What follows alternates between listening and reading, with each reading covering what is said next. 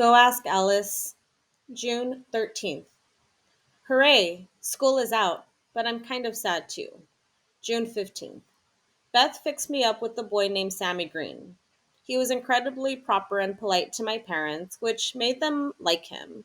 But once we were out in the car, he was all hands.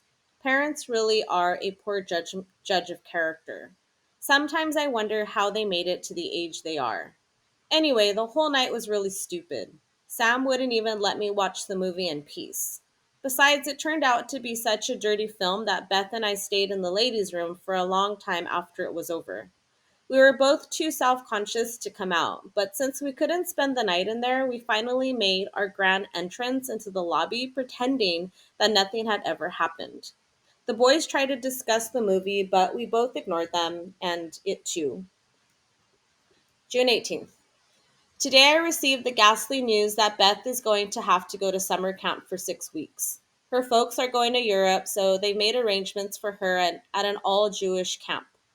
I am heartbroken, and so is she. We've both talked to our parents, but we might as well be talking to the wind. They don't hear us, they don't even listen to us.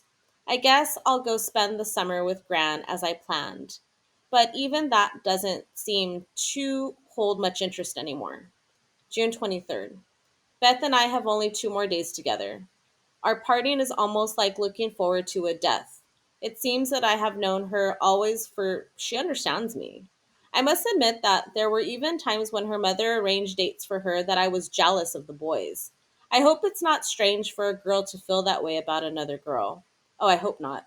Is it possible that I am in love with her? Oh, that's dumb, even for me. It's just that she is the dearest friend that I have ever had, or that I shall ever have. June 25th. It is over. At noon, Beth is leaving. Last night we said our goodbyes and we both cried and clung to each other like frightened children.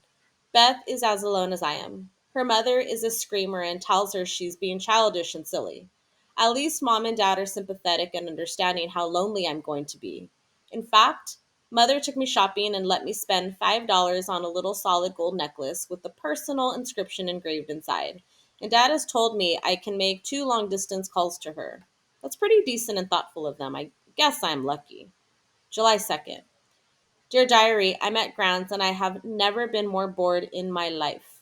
Talk about a long, hot summer. And it isn't even really summer yet. I think I shall lose my mind. I've been reading a book a day since I got here, and already I'm bored out of my skull. It's amazing because during school I really longed for the time to stay in bed and just loaf, and read, and watch telly and do the things I want to do. But now I've run out of things. Oh, sheer agony. Sharon has moved and Debbie is going with some guy and Maria's on vacation with her folks. I've only been here 5 days. I'll have to force myself to at least stay a week before I ask to go home. Can I stand it without going mad? July 7th. Today a very strange thing happened. At least I hope it's going to happen. Oh, I do. Gramps and I walked downtown to get a present for Alex's birthday, and while we were in the department store, Jill Peters came by. She said hi, and we stopped to talk. I hadn't seen her since we moved away, and I never really belonged in her crowd, which were were kind of the top echelon. But anyway, she said she wants to go to Dad's university when she graduates from high school, and said she couldn't wait to get out of this little hick town and move to where things really happen. I try to pretend we were very sophisticated and gay there, but actually, I haven't really seen much difference between the two places. I guess I lied a pretty good story though, because she said she was going to have a few kids in tomorrow night and she'd call me. Oh, I do hope she does. July 8th. Oh, diary, I'm so happy I could cry. It did happen. Jill called at exactly 10:32. I know because I'd been sitting by the phone with my watch in my hand trying to send ESP signals to her. She's having a few kids over for an autograph party. Thank heavens I brought my yearbook. It won't be the same as theirs and none of their pictures will be in it, but then mine won't be in theirs either. I'm going to wear my new white pantsuit, and I have to go now and wash my hair and put it up.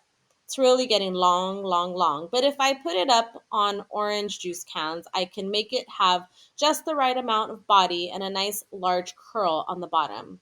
I hope we have enough cans. We've got to. We've simply got to. July 10th. Dear Diary, I don't know whether I should be ashamed or elated. I only know that last night I had the most incredible experience of my life. It sounds morbid when I put it in words, but actually it was tremendous and wonderful and miraculous. The kids at Jill's were so friendly and relaxed and at ease that I immediately felt at home with them. They accepted me like I had always been one of their crowd, and everyone seemed happy and unhurried. I love the atmosphere. It was great, great, great. Anyway, a little while after we got there, Jill and one of the boys brought out a tray of Coke, and all the kids immediately sprawled out on the floor on cushions or curled up together on the sofa and chairs. Jill winked at me and said, "Tonight we're playing Button Button, Who's Got the Button? You know, the game we used to play when we were kids." Bill Thompson, who was stretched out next to me, laughed, only it's just too bad that now somebody has to babysit. I looked up at him and smiled. I didn't want to appear too stupid. Everyone sipped their drinks slowly, and everyone seemed to be watching everyone else. I kept my eyes on Jill, supposing that anything she did, I should do.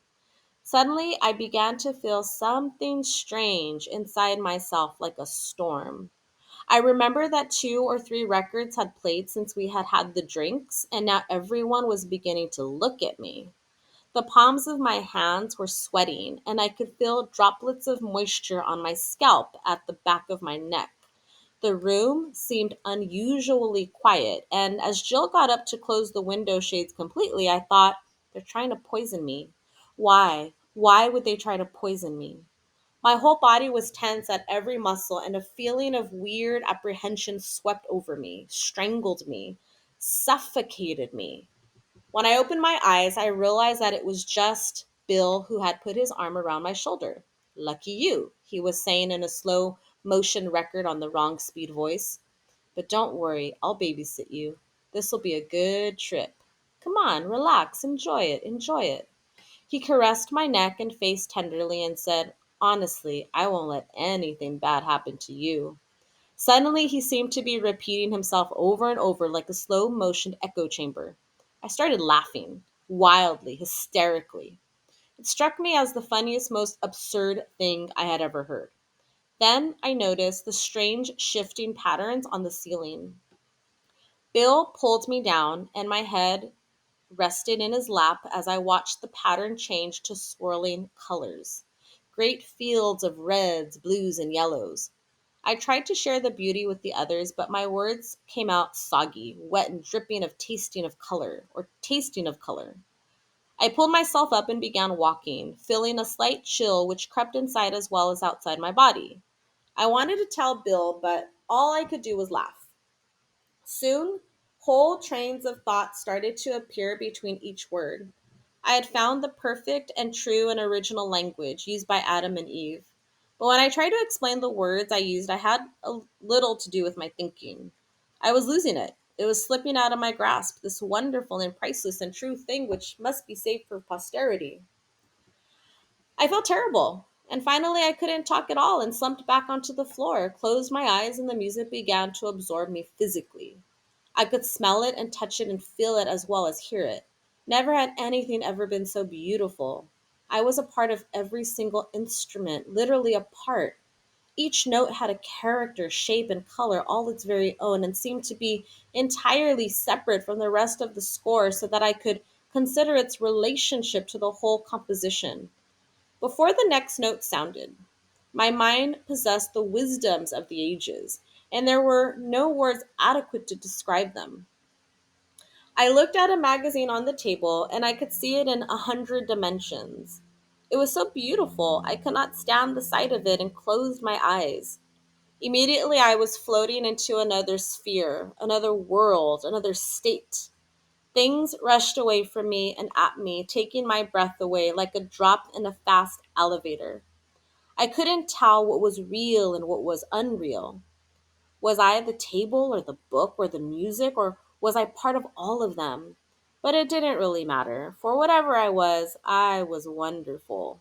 For the first time that I could remember in my whole life, I was completely uninhibited. I was dancing before the whole group, performing, showing off, and enjoying every second of it.